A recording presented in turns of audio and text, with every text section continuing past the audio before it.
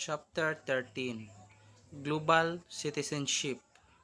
Global citizenship refers to the idea that all people in globalized world have rights and obligations not only as citizen of a local community or nation, but also a member of larger class of society, the world, the humanity. As Filipino citizen, we have the right to vote, the right to education, the right to expression.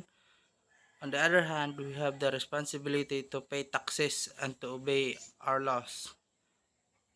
Exercising our rights and adhering to our obligation as Filipinos attached us to the state of the community that we are part of.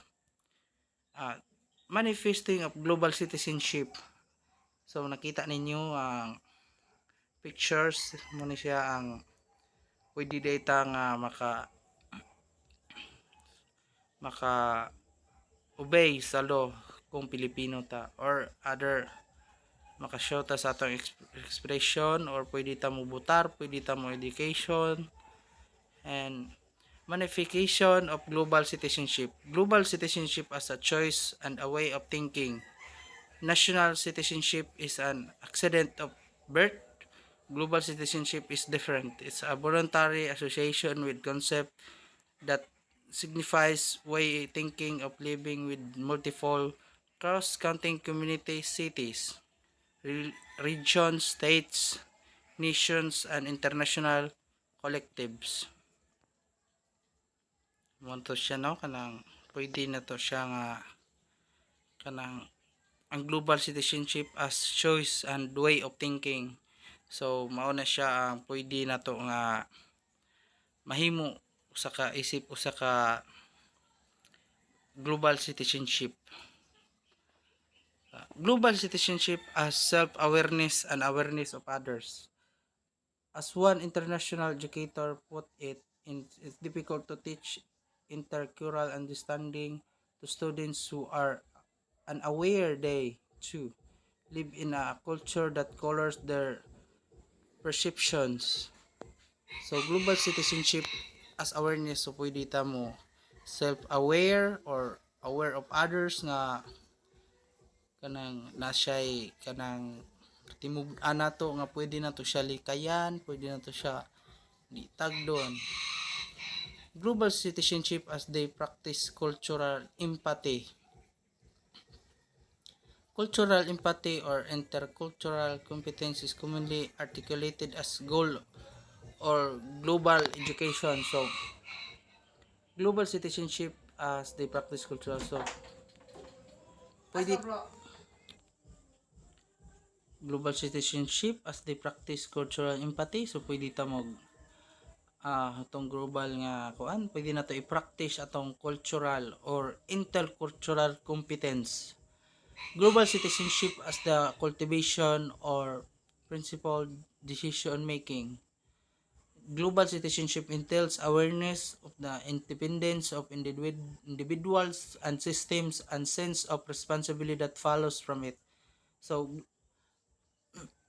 ang global citizenship ang cultivation of principled decision making. So, diha nimo makita kung pananglitan na kay kanang mga buhaton o nga ma-decide sa imuhang maka kuan sa imuhang decision making nga muanha ba ko ani mo barkada ba ko niya mo mo inom ba ko like inana. Global citizenship as participation in the social and political life of one's community. There are many different types of communities from the local to global, from religious to political groups.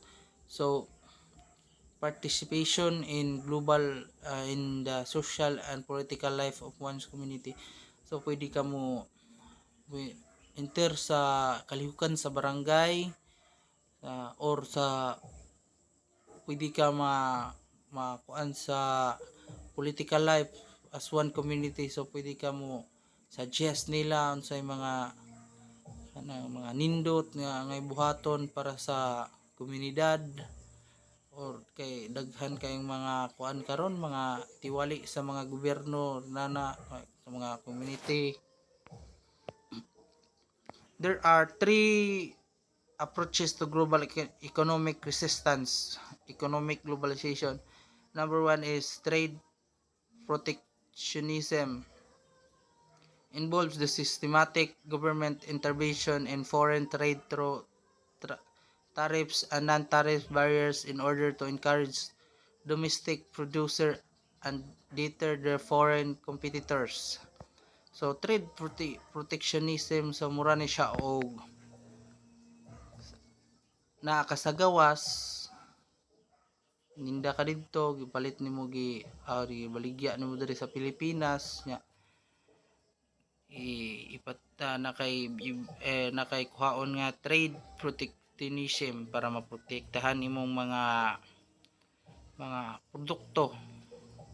So number 2, fair trade aims at more moral and equitable global economic system in which, for instance, price is not set by market, instead it negotiated transparently by both producer and consumers. So fair trade is also nindot sa din siya kay kanang kuan ni siya ka equitable or kanang ikaw ray pangitan ang price niya is dako, pwede na to siya ma-negotiate to para mapatas or di sad sakit sa mamalitay. And the third is from resistance to economic globalization results to helping the bottom billion based on color. So the third is economic globalization, relate ni siya sa pananglitan na kay gipalitan or like ilang gi-offer nimo inana nga mga dagko nga kantidad. And then political globalization, it when come to political increase accountability and transparency are the key issues. All political organizations are at different levels should be more accountable for the action because they are surrounded by an ocean of opacity. So political globalization, so kinahanglan jud ni siya careful or accountable ilahang mo increase ilahang accountability and transparency para sa ilahang kasulbad nga issues or kay lain-lain man ang levels ani nila and should be more accountable for their actions. So na di sila pa sagad sa ilahang mga actions because kanang naani sila kanang mga nagbantay or nakasurround nila nga ocean of opacity. I don't know unsa na siya, but meaning I think mga gobyerno sad sa kuan lain sad nga gobyerno. So thank you, and thank you for listening our reporting of Group 11. Thank you.